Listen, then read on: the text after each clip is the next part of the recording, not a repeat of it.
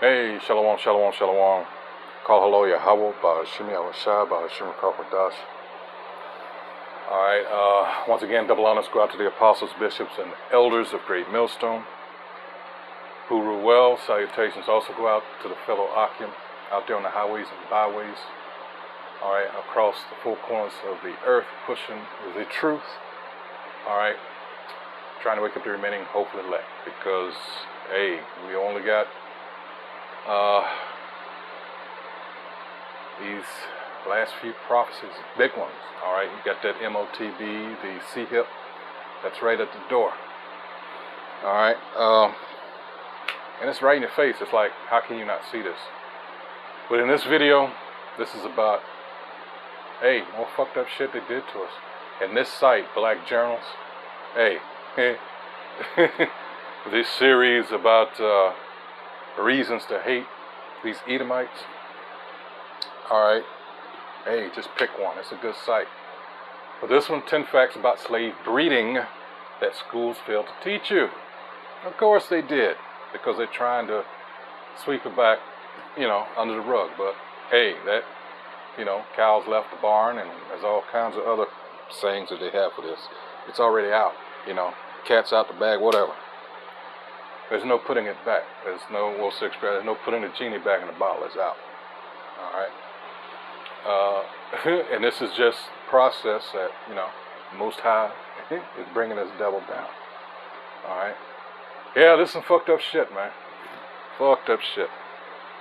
But, Jake, I should say a lot of Jake, tend to run from stuff like this because I guess it's too hurtful. But again, this is how Christianity was used as a weapon. Alright, just get over it. That's in the past, blah, blah, blah, blah, blah. But is it? Was it? No. Alright, this society, this world, basically, was built off the blood, sweat, and tears of our people. Alright, and all the lies and just, you're looking at a people that, oh man, we were a means to an end. They still don't give a shit about our people, The curses are upon us. The very elites of this world, and a whole lot of other people. Yeah, we know that the upper echelon of the wicked, of course they know who we are. But the thing about what we're doing, so many other people, if they didn't before, they are aware of it now. All right, and especially these American pieces of shit, so-called white people. All right, now that they're beginning to feel what we've been feeling all along as far as the economy. All right. Which is a beautiful thing to see, I might add. But you got to understand, whenever economic crisis happened in the past, who did they come after? And to this day, that's why I say you need to learn about the past. Therefore, all right, you can see these patterns. That's with the greatest history book of all, the scriptures. That's our book. So this is preparing us for these things to come. That's why we're out here on the streets, on the corners, all right, trying to wake up our people. But you still got to know that history. History is very important. Secular history matches up with the scriptures. All right, so let's go ahead and roll this. Again, 10 facts about slave breeding that schools fail to teach you. Here we go. We all know the story of slavery. The transatlantic slave trade, the forced labor, the inhumane treatment of men, women, and children, and the eventual abolition of the slave trade. But what many of us don't know is that the abolition of the slave trade in the early 19th century led to the creation of a new and even more sinister aspect of slavery: sex farms and slave breeding farms. The goal of these farms was simple: to produce more slaves. slave owners realized that they could no longer import slaves from Africa, so they turned to breeding them like animals. They would carefully select which slaves would mate with each other based on their physical attributes, health, and even intelligence, in the hopes of producing the strongest and most profitable offspring. Slave breeding farms were located throughout the southern United States, with some estimates suggesting that there were as many as 70 in operation at the height of their popularity. These farms were often run by wealthy plantation owners who saw slave breeding as a lucrative business opportunity. But the horrors of slave breeding farms did not stop there. In some cases, plantation owners would set up sex farms, where slaves, often young girls, were forced to engage in sexual activity with other slaves or with the plantation owners themselves. The offspring of these forced sexual encounters were also seen as profitable commodities and were often sold off at auctions to the highest bidder. The true extent of these practices is difficult to quantify, as records were often destroyed or deliberately hidden. But it is estimated that thousands of slaves were forced to participate in these breeding programs, resulting in countless atrocities and human rights violations. In this video, we are going to reveal 10 of the most horrific facts of slave breeding and sex farms in the United States. These facts may be uncomfortable to hear, but it's important to acknowledge the brutality and inhumanity of slavery in all its forms. But before that, hit the subscribe button to stay on this channel for more content like this. Fact number 1. Enslaved women were seen as breeding machines and impregnated by several men. One of the most disturbing facts about sex farms during slavery is that enslaved women were seen as little more than breeding machines. Plantation owners and overseers saw them as a means of producing more enslaved people to increase their wealth and power. In order to achieve this goal, enslaved women were often forced to have sex with several men, regardless of their own desires or consent. This practice was particularly prevalent in the Deep South, where the climate and soil were well suited to the cultivation of cotton, and the demand for enslaved labor was high.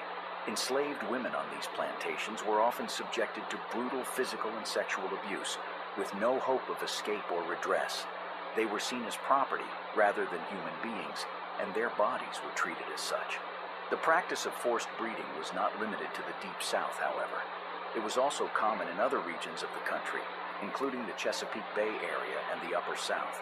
Plantation owners... Now that he said that, let's go there.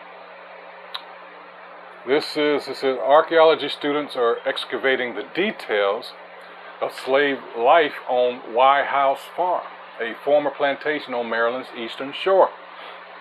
White House Farm was one of many massive plantations that fed much of the United States up to the Civil War, and its harvests were also shipped to the Caribbean and England.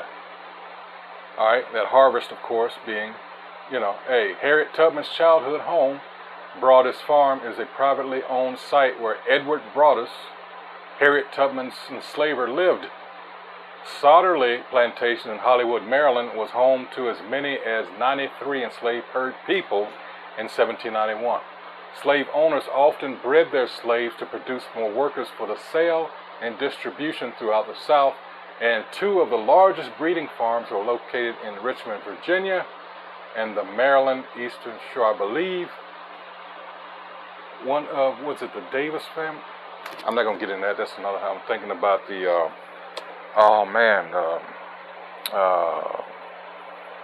I believe they were the biggest slave plantation and I forgot. That's been years ago since I even thought about that. But I just thought about, I don't know, it just came to mind right then and there. But man, continuing on. In these areas also saw enslaved women as a means of increasing their wealth and power, and used them accordingly. The evidence for the forced breeding of enslaved... That's why I said we were just a means to an end. And we still are. All right, there's 2 train of thought in how to handle this. You have, and it's reflected in even down to politics. The South was more forceful and direct. You knew where you stood, whereas the North, all right, they play these mind games with you. All right. And that's the way Amalek does. They get up close to you. Point being, where in the South, they deal with you and they let you know up front how they feel, and you know, you're in this little box, don't cross this line, etc., etc. In the North, not that it's any less hurtful, and it's not, but like Amalek, things are set up to where they give you all the rope, all right, to hang yourself, so to speak, all right. But in any case, neither one gives a damn. At the end, it comes down to what? Exploitation. They just have different ways of going about it. And that's generally, like I said, it's reflective also in politics. You know, Jake is on this Democratic Party plantation, either not knowing or choosing to forget what the Democratic Party was and still is. All right. Man.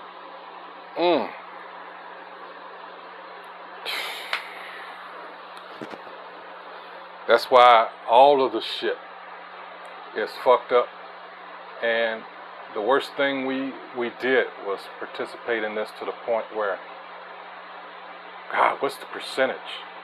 I know here in the district, in DC here, for the longest time it was like in the, now so much gentrification has happened since what I'm about to tell you when I first paid attention to it.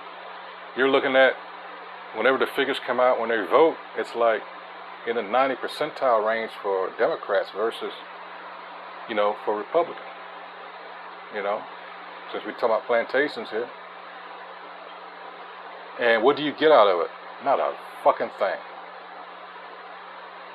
Everybody else gains, but the people that actually support them. It goes to show you don't give a fuck about it. Again, exploitation. They figured out how, all right, to use Jake. And Jake just really think, oh, you know, the Democrats. And look what's associated with that now. They've tried to merge this LGBTQ shit. You know, and who did it? Jake. You know. Enslaved women can be found in a number of historical sources. Plantation records, for example, often include references to enslaved women who were breeders or breeding stock. These records also reveal the number of children produced by these women, as well as their age, health, and other relevant information. In addition to plantation records, there are also numerous slave narratives that document the experiences of enslaved women who were forced to breed. One such narrative is that of Harriet Jacobs, an enslaved... I was thinking that he said that, you know, the census shit they do. And the scriptures tell you about counting Israel, but that's the thing, our people don't know who they are. All right? They don't know who they are. And by certain means, they think everybody's your friend. Everybody, you know, has your or our best interest at heart. And it's anything but. You know, it's as much mental, you know, yeah, they're, you know, you can, when you walk in a room, you can just sense the shit. You know? That's why I asked the question, what really has changed? You know? Enslaved woman who lived in North Carolina in the mid-19th century. In her memoir, Incidents in the Life of a Slave Girl, Jacobs describes the horror of being forced to have sex with her owner in order to produce children. Fact number 2, female slaves were forced into sexual relationships with their owners or overseers. Sexual abuse of female slaves was widespread during the period of American slavery. Slave women were not only subjected to forced labor, but also to sexual exploitation by their owners and overseers. This practice was not limited to any particular region or plantation, but it was prevalent throughout the American South. The first evidence of sexual abuse of female slaves can be traced back to the transatlantic slave trade. Female slaves were often taken captive and forced to endure the long and arduous journey across the Atlantic in cramped and unsanitary conditions. During this journey, slave women were subjected to sexual abuse by the crew members and the other male slaves. Once in the American South, female slaves were subjected to even more sexual abuse. This abuse took many forms, including rape, forced sexual relationships, and prostitution. Owners and overseers would often take advantage of their power and authority to coerce slave women into sexual relationships.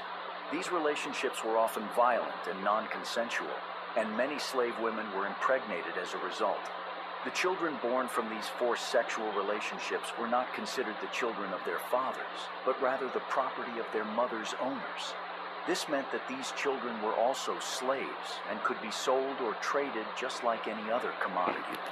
This practice was particularly common in the Upper South, where slaves were bred for sale to the Lower South. One example of this practice can be found in the... Didn't matter that,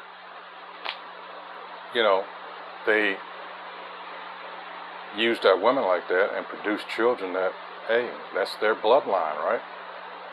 That's why,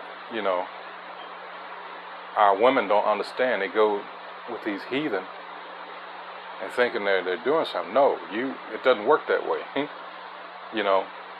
What comes out of you when you're in a relationship with a heathen that's outside of our nation, that's whoever you're with. That's of them. That's of the heathen. All right? But hey,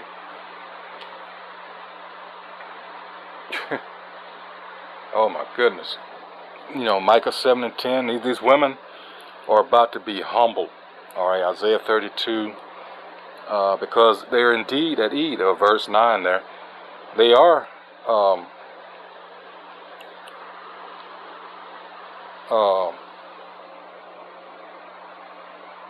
they're getting ready to be in dire straits here very, very shortly.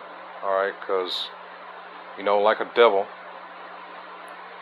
he's used her against us, and pretty soon he's going to cut her off. All right, let's get that real quick. This is, let's see, Isaiah 32. All right, the glorious future. It says, "Rise up, ye women that are at ease. Hear my voice, ye careless daughters." I guess I should have started at 5, where it talks about the vile person. All right, and we're talking about the ones with means here. All right, these people that shape the policy and everything. I'm not talking about your politicians. I'm talking about those above them. All right, it says, "For the vile person will speak villainy, and his heart will work iniquity to practice hypocrisy." Who's the biggest hypocrite on the face of the earth? These devils, these Edomites, these so-called white people, and to utter error against the Most High, whose name is Yahweh, by the way. And it says, to make empty the soul of the hungry, and he will cause the drink of the thirsty to fail. It's talking about Israel. The instruments also of the churl are evil. He deviseth wicked devices to destroy the poor with lying words, even when the needy speaketh right. All right, but the liberal deviseth liberal things, and by liberal things shall he stand. Rise up, ye women that are at ease. Just look at the state of our women now, as opposed to the error that we're talking about. How the enemy has managed to their minds are just all fucked up. All right, it says, "Hear my voice, ye careless daughters. Give ear unto my speech. Many days and years shall ye be troubled." See, the last 60 years, you thought you on cloud 9. I don't need a man and all this shit. Why? You think you did all that of your own volition? You think it was because of your skills that you're just so good? Or could it have been you, in your ignorance, you were unaware that you were being used? Again, a means to an end. I'm going with the latter on that one. It says, many days and years shall you be troubled, you careless woman, for the vintage shall fail, the gathering shall not come. See, all these things, and they're not touching the other aspect of this, and this is the homosexuality. All right. Hey, they did anything and everything they wanted with us. All right, verse 11. Tremble, ye women that are at ease, be troubled, ye careless ones, strip you and make you bare, and gird sackcloth upon your loins. And it's going to be a whole lot of lamenting, a whole lot of mourning. All right. Yeah. And see, the saddest thing of all, with all the videos I'm seeing as of late, with men saying, I don't give a shit if I see a sister getting her ass beat, I ain't doing shit. You did this to yourself. All right, why do you think that curse in Isaiah 3, starting at around verse 16 on down, why that was done way back then? Because of your pride, your stank attitude towards your own men. This is the wrong time. Very wrong time. All right, but it's like the cold hard fact of the matter is, a lot of men take up what I'm about to say, they take it to heart. I'm not going to protect what I can't correct. And this so-called white man, his agenda, unfortunate for you, again, you were willing to go jump into his bed, so to speak, since we're on that topic, after all that's been done to you. You know, you joined that feminist movement, not realizing that was a big-ass setup. But even before that, with Gloria Steinem, there was a woman, I believe it was in 63, I can't remember her name. She looks like she was somewhere over there in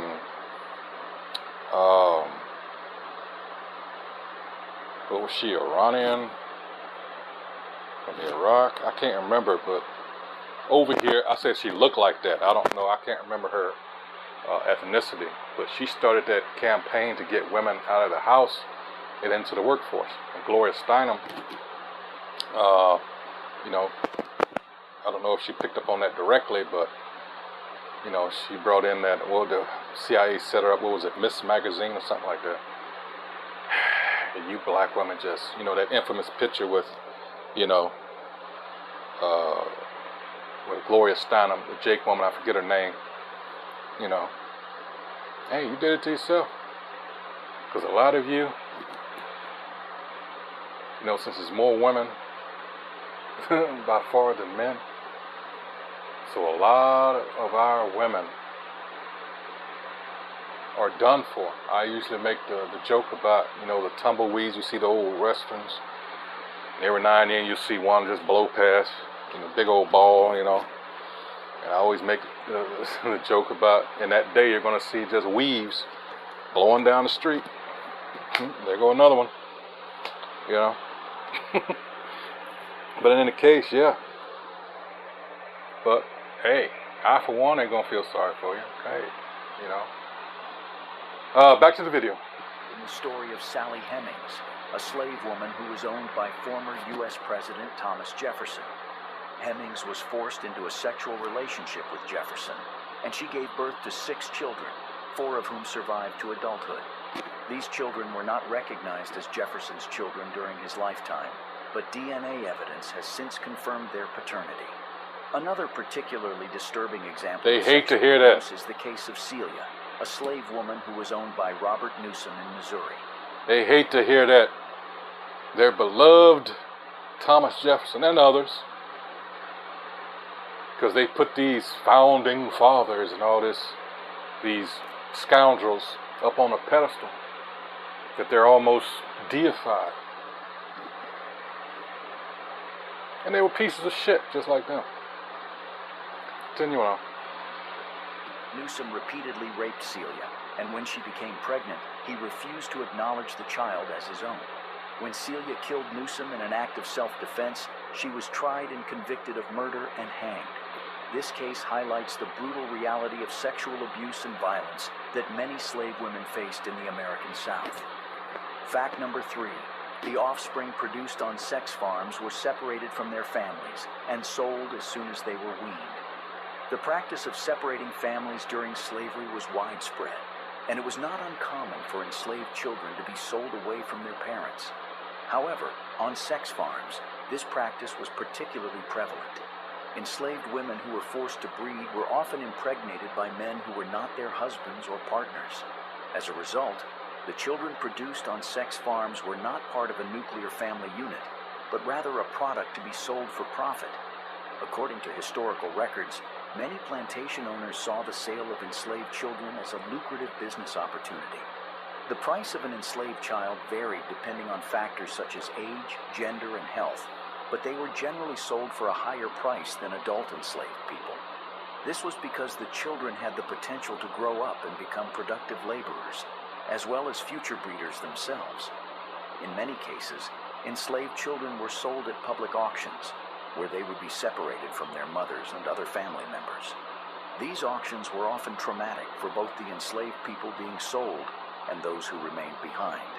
In his book, The Half Has Never Been Told, Slavery and the Making of American Capitalism, historian Edward E. Baptist describes the emotional pain that families experienced when they were separated. Enslaved people wailed and moaned, sobbed and screamed, and many of them ran to the edge of the auction platform, reaching for children or parents or lovers who were being sold away from them. The separation of families on sex farms had long-lasting effects on the enslaved people involved.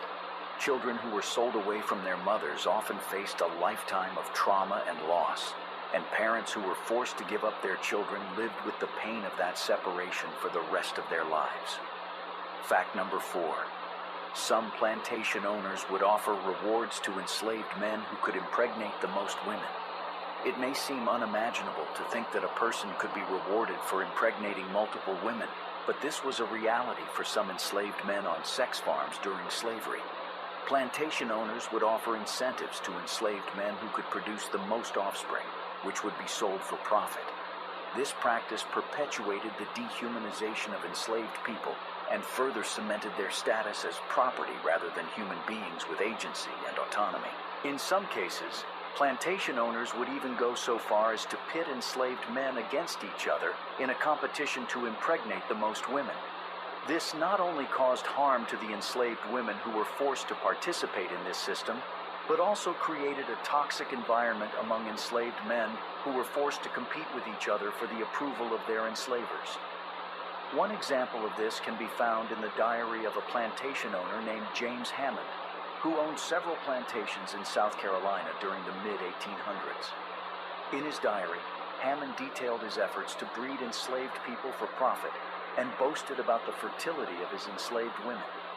He wrote that he offered rewards to the enslaved men who could impregnate the most women, stating that it was a great stimulus for them.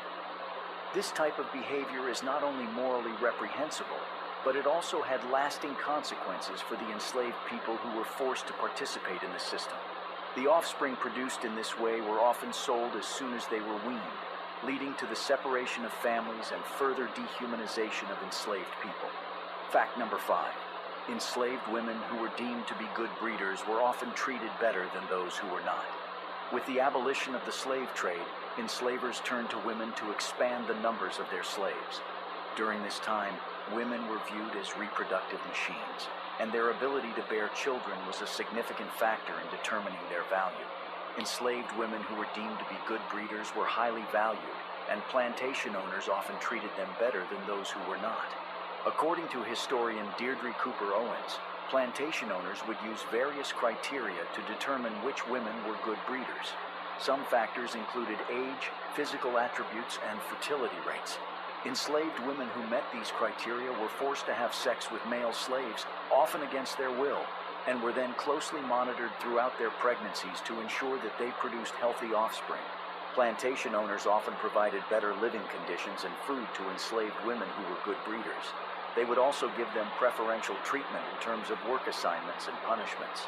This was because the offspring produced by these women were more valuable and profitable for the plantation owner. One example of this can be seen in the life of the famous abolitionist, Harriet Jacobs. Jacobs was enslaved in North Carolina and was forced to have 2 children with her owner, Dr. James Norcom.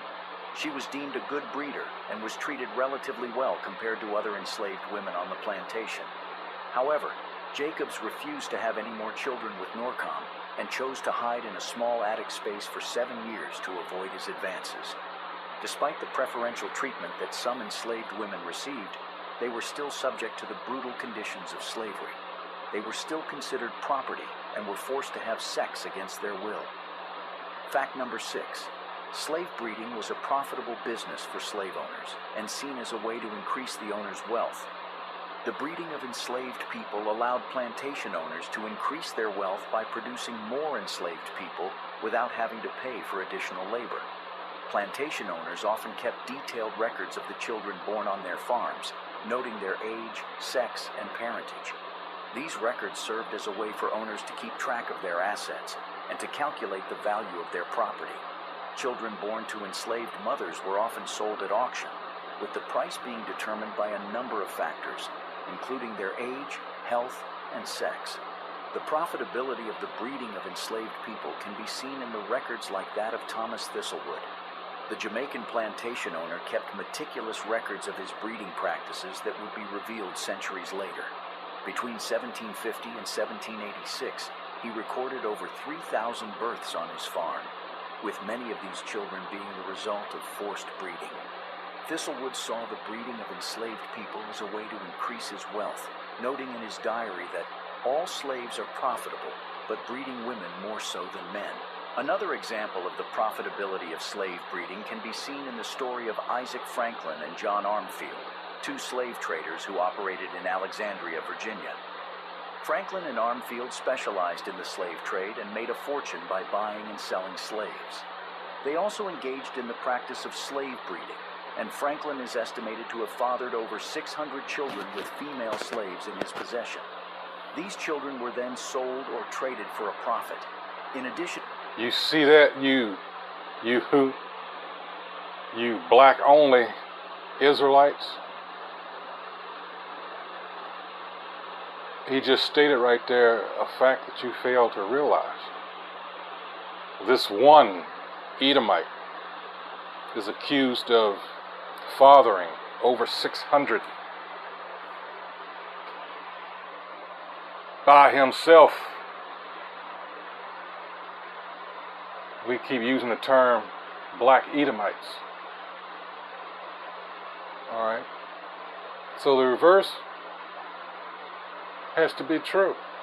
It's as simple as that. It always was. You just fail. Alright. To realize that. In addition to these records, there are numerous other historical documents that provide striking evidence to these barbaric practices. For example, advertisements for slave auctions often highlighted the breeding capabilities of enslaved women, with phrases such as prolific breeders or good breeders being used to describe them. These advertisements serve as a stark reminder of the inhumane and exploitative nature of the slave trade. Fact number 7. Plantation owners would hire doctors to oversee the breeding of enslaved people and to treat any medical issues that arose. While it may seem paradoxical for doctors, who are supposed to be healers, to oversee the breeding of enslaved people, this was a common practice on many plantations during the antebellum period. Plantation owners would hire doctors to ensure that enslaved women were healthy enough to breed and to treat any medical issues that arose during the breeding process. One particularly notorious example of this was Dr. J. Marion Sims, who is often referred to as the father of modern gynecology. Sims performed a number of experimental surgeries on enslaved women in the mid-1800s, including surgeries to repair fistulas, a condition that often occurred during childbirth. Sims conducted these surgeries without anesthesia, as he believed that enslaved people did not experience pain in the same way as white people. His work on fistulas led to the development of new surgical techniques, but it came at a great cost to the enslaved women who were subjected to his experiments. In addition to performing surgeries, doctors were also responsible for ensuring that enslaved women were healthy enough to produce offspring. This often involved monitoring their diets and treating any illnesses that could affect their ability to conceive. However, it's important to note that this care was not provided out of concern for the well-being of the enslaved people, but rather to ensure that they were able to produce more enslaved people for the plantation owner's profit. Fact number 8. Enslaved women on sex farms were often given inadequate nutrition and... So, of course, now, they teach about this piece of shit named Sims, the so-called father of gynecology. And, to what do you owe that distinction, that honor, if you want to call it that? by butchering people, not using anesthesia because you consider them less than human. Yeah.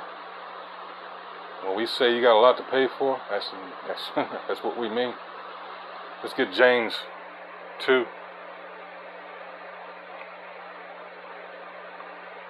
Oh boy.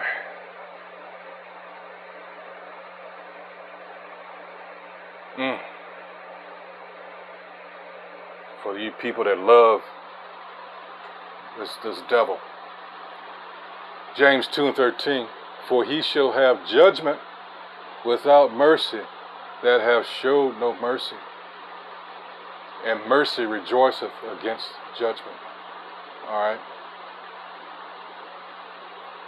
Or glorieth. Alright? None. There are other scriptures about how you show no consideration whatsoever for the young or the old. You show no mercy. Alright? Yeah. Again, another reason, or reasons, plural, to hate these damn Edomites. Healthcare, leading to high rates of infant mortality.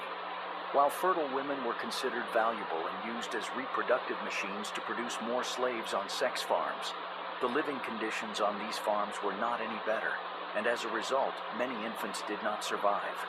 Enslaved women on sex farms were forced to work long hours in the fields, which meant that they were not able to take care of their babies as they should. The infants were often malnourished and sickly, and the women had no access to proper medical care to help them. This would contribute to the high rates of infant mortality as at that time. One example of this is the case of the Louisiana State Penitentiary, also known as Angola Prison. In the late 1800s and early 1900s, Angola Prison had a large population of enslaved women who were forced to work on a sex farm. The women were subjected to brutal treatment and were given little food and water. They were also denied medical care and were forced to give birth in filthy conditions, which led to high rates of infant mortality. In a report published by the American Public Health Association in 1915, it was noted that the infant mortality rate at Angola Prison was 75%. This means that out of every 4 infants born on the farm, only 1 survived. This is a staggering statistic and shows just how dire the situation was for these women and their children. Unfortunately, Angola Prison was not the only place case. Many other sex farms across the country had similarly high rates of infant mortality. The women who were forced to work on these farms were subjected to unimaginable cruelty, leading to the death of their babies. Fact number 9. The practice of slave breeding and sex farms continued even after the abolition of slavery. Even after the abolition of slavery, the practice of slave breeding and sex farms continued in some parts of the United States. While the 13th Amendment to the Constitution abolished slavery in 1865, It did not prohibit the practice of slave breeding or sexual exploitation of former slaves. In fact, there is evidence to suggest that the practice of slave breeding continued in some parts of the South well into the early 20th century. This was due in part to the fact that many former slaves continued to work on the same plantations where they had been enslaved, and were still subject to the same exploitative and abusive conditions. One of the most well-known cases of post-abolition slave breeding occurred in Natchez, Mississippi. Between the late 1860s and the early 1900s, wealthy white planters in the area engaged in a system of fancy trade, where they would buy and sell young, light-skinned African-American women who were specifically bred for their physical appearance and sexual appeal. These women, known as fancy girls, were often the daughters of mixed-race slaves and were sold at auction for exorbitant prices. They were then forced into sexual relationships with white plantation owners and their male guests, and their offspring were often sold back into the slave trade. In addition to the fancy trade, there were also reports of forced sexual relationships between white plantation owners and their former female slaves. This was made easier by the fact that many former slaves continued to live and work on the same plantations where they had been enslaved, and were often still subjected to the same abusive treatment. Fact number 10. Slave breeding and sex farms were often defended by slave owners and supporters of slavery. Despite the horrific and exploitative nature of slave breeding and sex farms, many slave owners and supporters of slavery defended the practice as necessary for the economic prosperity of the American South. They argued that the breeding of enslaved people was an important source of labor for the plantation economy, and that without it, the region would suffer economically. For example, in his 1857 book, The Impending Crisis of the South, Southern writer and politician Hinton Rowan Helper defended the practice of slave breeding as a necessary economic strategy. He wrote that, "The raising of Negroes for the Southern market has been carried on to a considerable extent, and that it has proved to be a lucrative and profitable business." Similarly, in a speech delivered in 1850, U.S. Senator James Henry Hammond of South Carolina defended the practice of slave breeding as necessary for the economic success of the Southern states. He argued that the breeding of enslaved people was a more cost-effective way of acquiring labor than importing new slaves from Africa or purchasing them from other regions. These justifications for slave breeding and sex farms highlight the deep-seated racism and economic interest that underpinned the institution of slavery. Rather than acknowledging the inhumane and exploitative nature of the practice, slave owners and their supporters saw enslaved people solely as a source of labor, without regard for their basic human rights and dignity. Furthermore, these justifications ignore the fact that enslaved people were not merely property or commodities, but were human beings with families, cultures, and histories.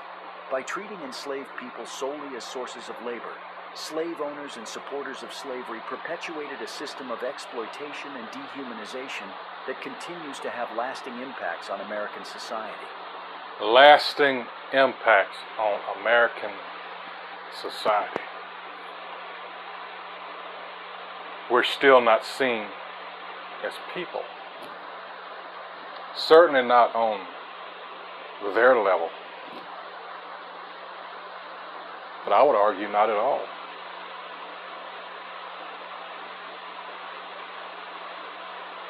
To this day, again, I ask, what really has changed?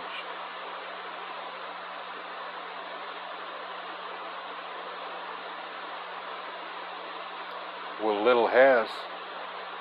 It's really just superficial. That's why we continue to stress to Jake, we need to get the fuck up out of here. You don't understand. Well, if I just move out of the country. No.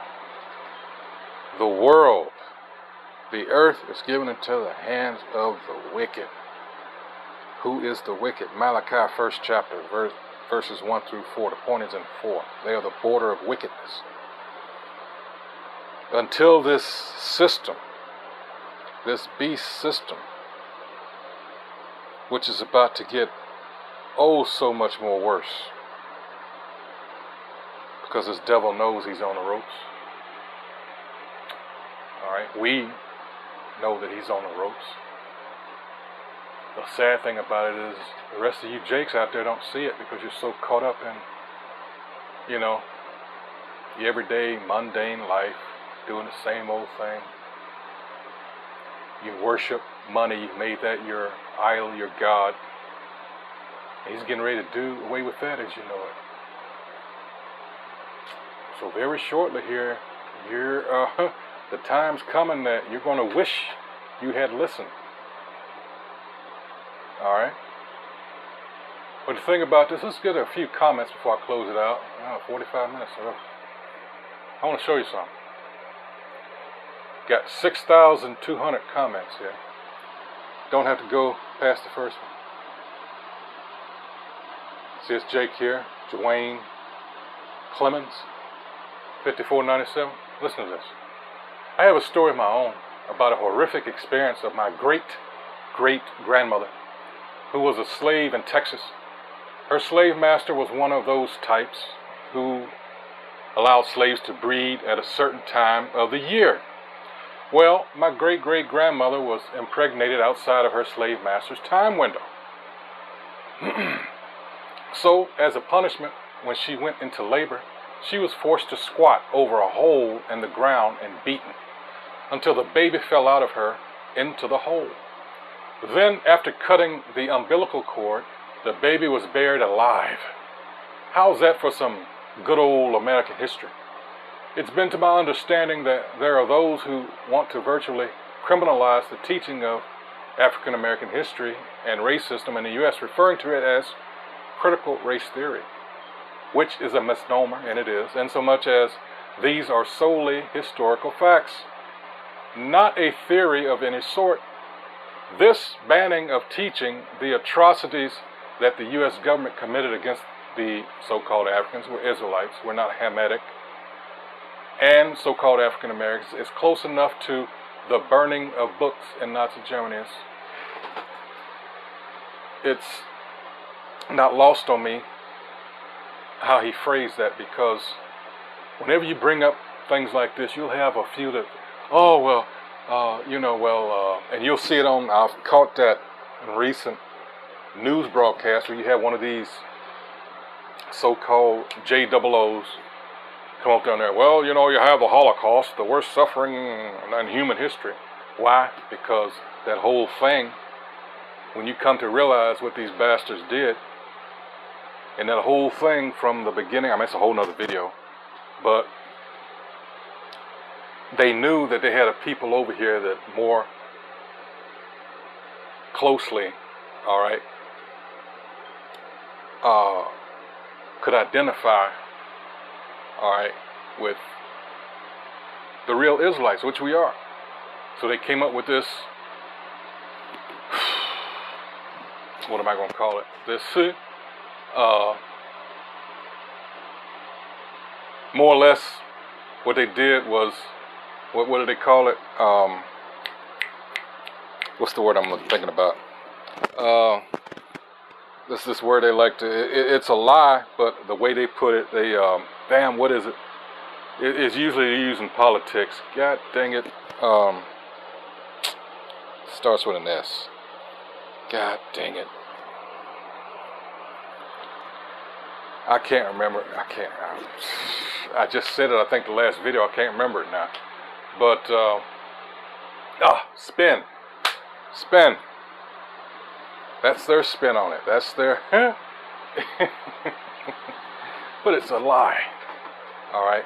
And because of Edomite/white supremacy, all right, hey, people believe it. Even though you had people during that time that said, no, this is bullshit. But unfortunately, they're not the ones that had the power, to really do anything about that. But there were people that even witnessed that said, nah, but again, they have to downplay whatever we come up with and show what happened to us. And then now we're in this thing with, you've got Edomites that are coming out. So, yeah, those people that were brought over into the Americas and, the Americas period, but certainly North America, as in the U.S., yeah, those are, you know, because they fit what? The prophecies. All right. So let's see. I'm from the UK, and I strongly believe all children should be educated about these atrocities at school. This barbaric time of history should never be forgotten. But no, they tell you what, remember the Holocaust. I shall never understand how people can be so hateful, cruel, demonic, sadistic, and self-serving.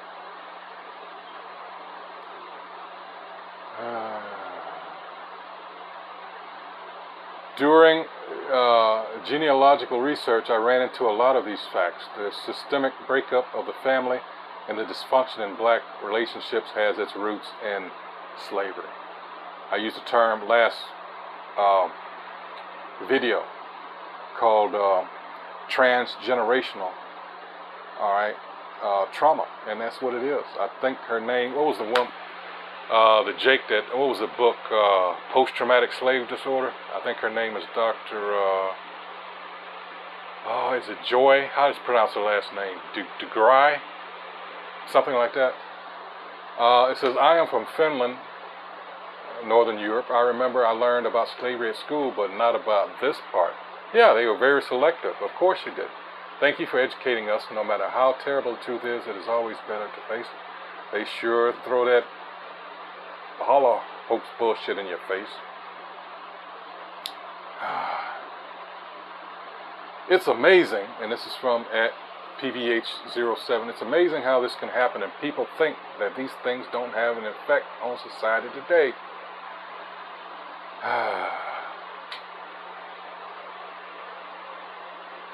It's a sad state of affairs to know how today's children will learn more history from the internet instead of school.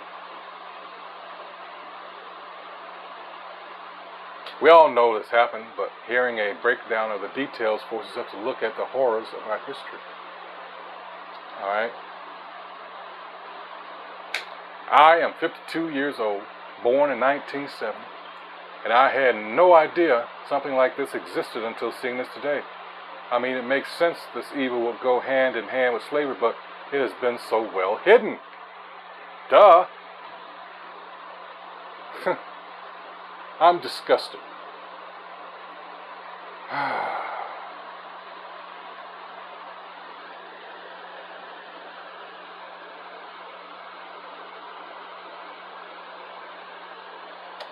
I grew up in rural America, but there was a black park nearby, so all my friends were black. My parents made me watch Roots and Amistad and study this when I was a kid. I'm glad I know these sickening atrocities, and it makes me sick to think we downplay this in school.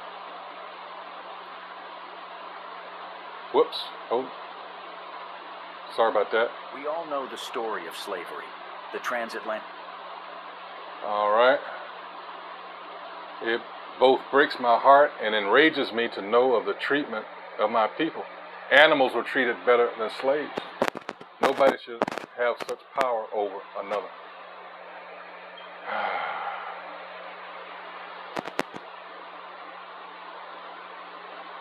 How anyone, this is working man XL688H, how anyone could bear to hear the emotional turmoil of separating families and not have any empathy for another human being is unimaginable.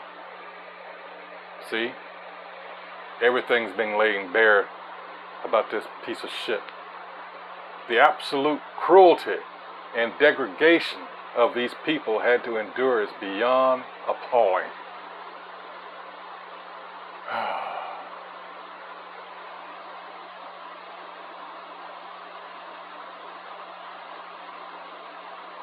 My heart, my soul is wordless of how I feel about what our ancestors went through. Here's another one. Pamela Nellis, 1048. At 46 years old, I have never learned about breeding farms or sex farms. Thank you for this information, even if it leaves me feeling sick. I cannot imagine how difficult a life a slave would have lived. How horrible to think of being subjected to this sort of treatment. Absolutely sickening. As a 45-year-old white woman, the only things I recall learning about the history of black people in our country during my school years was limited to a few inventions by black citizens and Dr. Martin Luther King Jr. Slavery was briefly discussed, but the magnitude of its horrors were never taught. I didn't learn about the Tulsa and Redwood massacres until I was in my 40s. I didn't learn about breeding farms until today. Shake my head.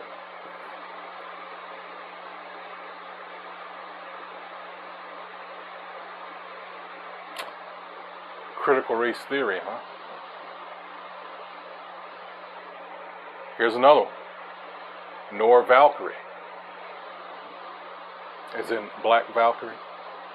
I just truly can't understand how people could be this evil, because they are the wicked. How they could have zero empathy, all because of color. No, it goes deeper than that, unfortunately. And again, this is why we're out here on the highways and byways to try to explain to our people. This is biblical, all right? Thank you for bringing this to light and being willing to tell the truth, even though it's uncomfortable. The whole thing I've said from the jump, our people are, for the most part, they don't want to know. They are, what's the expression? Comfortable in their ignorance. You know, like the saying goes, ignorance is bliss. No, it's not. It gives the illusion of that.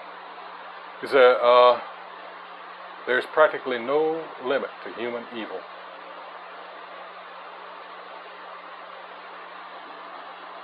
And this is, except appears to be an Edomite by her, I don't know, Kathy Duro. One thing he didn't mention was that, like livestock, a female slave's milk also belonged to her owners. Often mothers were used to feed their owners' babies. Yeah, I knew about that. You know, the mammy image. While their own babies were left undernourished or weaned, forced onto solids too soon. Yep.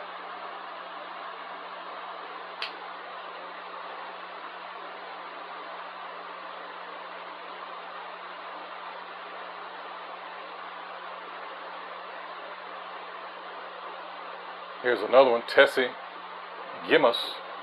I knew some of this at an early age because I did some of my own research at an early age. But most people don't listen to children. I couldn't spread the word much until in my late 20s and early 30s.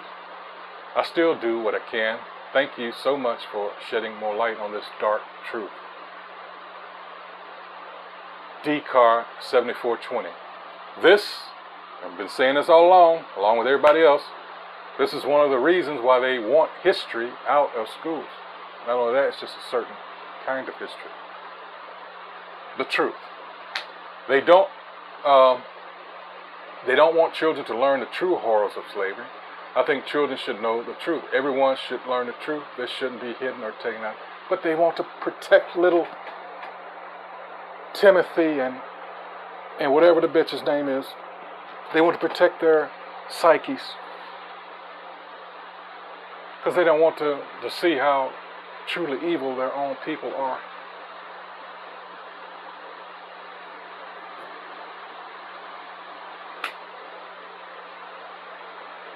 Because, you know, those people are so emotionally weak that everything has to be filtered, you know, even the truth, because they're more likely to, oh, cruel world, you know. That'd be enough, you know. I didn't mean for this to go almost an hour, but this is, you know, hey, that's what we do here. This is the truth.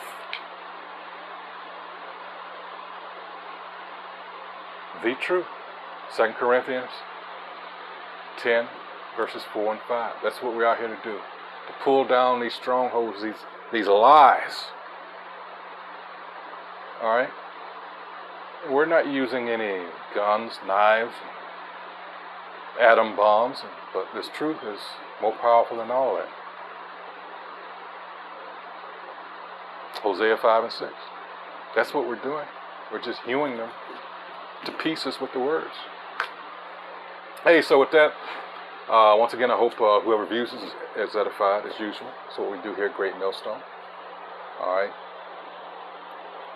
Now you know what these devils again are truly afraid of. It's the truth. This is what's bringing this piece of shit down. Alright? So with that, until the next video, hey, shalom.